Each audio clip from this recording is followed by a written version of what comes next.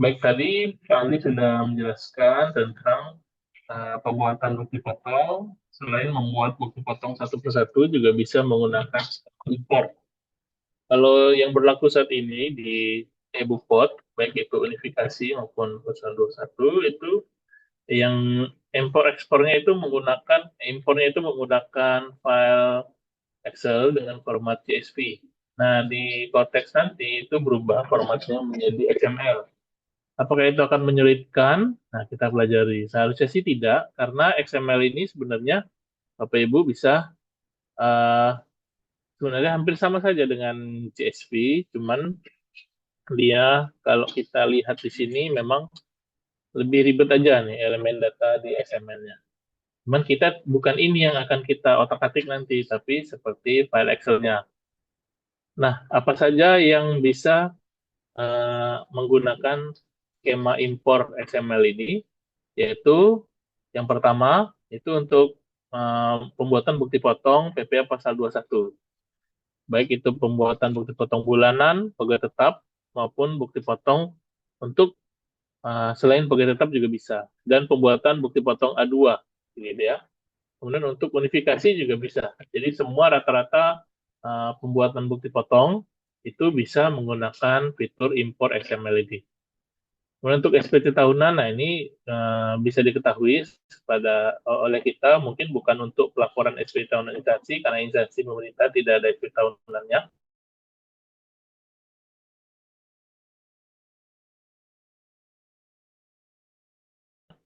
Maka keluarga kita punya perusahaan ya, itu tentu ada SPT tahunan, yang dimana di sana ada lampiran-lampiran. Nah, lampiran-lampiran ini bisa digunakan fitur XML ini.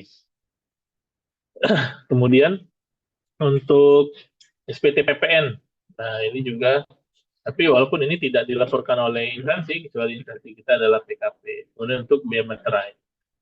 Nah, apa aja yang harus dilakukan oleh wajib pajak? Yaitu yang pertama adalah menyiapkan atau memvalidasi data yang akan diimpor. Misalnya kita mau buat bukti potong, kita ada 50 atau 60 PNS, ditambah yang PP3K, berarti mungkin bisa seratusan begitu. Nah, di situ eh, kita harus memastikan data yang akan kita impor itu valid, baik itu NPWP-nya maupun NIK-nya, gitu ya. Ataupun lawan transaksinya. Kemudian uh, file impornya itu ada tiga, yaitu yang pertama file template XML Cortex, yaitu yang bisa kita download tadi di menu bukti potongnya. Kemudian ada juga file converter format Excel menjadi XML.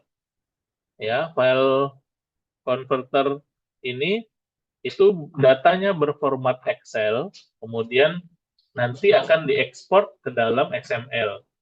Ya, atau kita langsung mengunduh, di mana kita mengunduhnya, bisa di tautan Pajak Go ID atau di menu bukti potongnya, ada menu impor data begitu, kita bisa download template-nya di situ. Nah, cara pembuatannya itu kalau kita buka dengan aplikasi Microsoft Excel untuk file converternya itu seperti ini. Sebenarnya seperti Excel juga tampilannya. Gitu ya, kita isi angka pajak, daun pajak, NPWP, dan lain-lain. Kemudian isi file sesuai dengan data. Biasanya ada kolom data dan kolom referensi. Sama sebenarnya dengan Excel-nya AnyPort saat ini. Ya, ada kolom data, ada kolom tabel referensi. Silakan diisi sesuai dengan tabel referensinya. Nah, setelah kita isi, data yang akan divalidasi oleh Cortex adalah NPWP pemotong, ya, kemudian kode objek pajak, tarif, dan lain-lain. Ada beberapa yang tidak divalidasi, seperti misalnya dokumen referensi. Nah, itu tidak divalidasi karena itu sebenarnya hanya kolom keterangan saja. Kemudian eh, apa namanya? Status PTKP juga tidak divalidasi. Hanya saja status PTKP ini kalau di PPh 21 itu mempengaruhi tarif gitu. Nah, kemudian untuk membuat file XML itu di Excel itu ada di menu developer. Gimana cara mengaktifkan menu developer itu? Kita buka Excel kita, di menu file di sebelah kiri atas itu, paling bawah itu ada option. Di option itu kita pilih, kemudian kita uh, pilih yang customize ribbon. Ya, customize ribbon. Di situ nanti kita centang developer. Ya, sama seperti kita mengaktifkan developer mode kalau di HP gitu.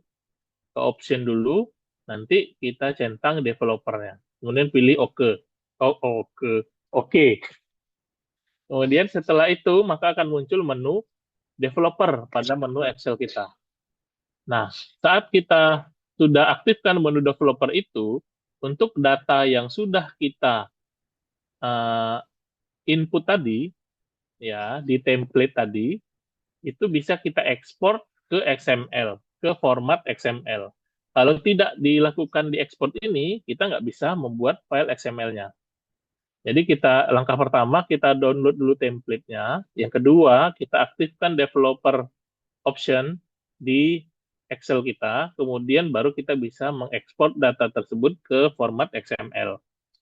Nah, pilih nama dan lokasinya, penyimpanan file XML-nya, dan pilih ekspor. Nah, setelah kita ekspor ke format XML, cara kita memasukkan file tersebut ke Cortex yaitu seperti tadi di menu modul e-faktur dan e-bupotnya ada menu impor. Nah, di impor itu kita langsung klik browse, ya, cari, kemudian nanti kita pilih di mana XML-nya. File XML tadi kita simpan. Kalau di SPT, itu ada di formulir induk atau lampiran dalam bentuk menu unggah XML. Nah, seperti ini. Nanti pada saat praktek itu bisa diketahui kok. Jadi setelah kita impor, sesudah kita klik browse, itu kita ambil, nah nanti terlihat di situ apakah data tersebut sudah benar atau tidak. Dia sistem akan memvalidasi. Kalau ada error, nah, itu akan ada keserangannya. Misalnya di sini, nomor 1, wajib pajak dengan NPWP tidak ditemukan. Nah, karena tadi yang saya sampaikan, validasi itu dilakukan untuk NPWP. NPWP itu baik kita sebagai instansi maupun pegawai kita yang dipotong. NIPKU ini misalnya kalau kita transaksi ke lawan transaksi ya, itu. Kemudian kode objek pajak ini yang diambil dari kolom referensi, kemudian tarif. Nah, itu yang berbeda, yang akan divalidasi. Keterangan errornya akan ada di sini. Ya, kemudian kalau pengisian itu sesuai, maka akan muncul notifikasi e-bupot is valid dan muncul tombol submit. Jadi kalau belum valid, dia nggak bisa disubmit. Begitu. Setelah itu akan muncul sukses, data sukses diupload. Data bukti potong nanti akan masuk ke menu bukti potong yang belum terbit. Setelah kita masukkan dan masuk ke belum terbit, maka yang kita lakukan adalah kita terbitkan bukti potong itu. Karena ini tadi baru mengimpor bukti potong tadi ke Cortex-nya, belum diterbitkan atau belum di-issued istilahnya. Belum diposting lah kalau di bahasa sekarang ya.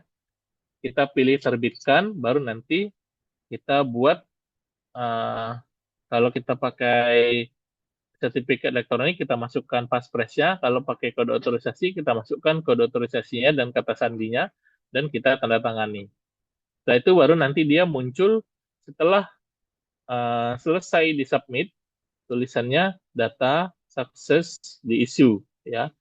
Nanti akan muncul tulisan penandatanganan dalam progres. Ya. Kalau dia sudah selesai, nanti akan berubah menjadi sukses ditandatangani. Kalau dia gagal, misalnya salah paspresnya, maka akan muncul keterangan. Ya gitu. Kalau dia sudah berhasil, dia akan turun datanya ke bukti potong telah terbit.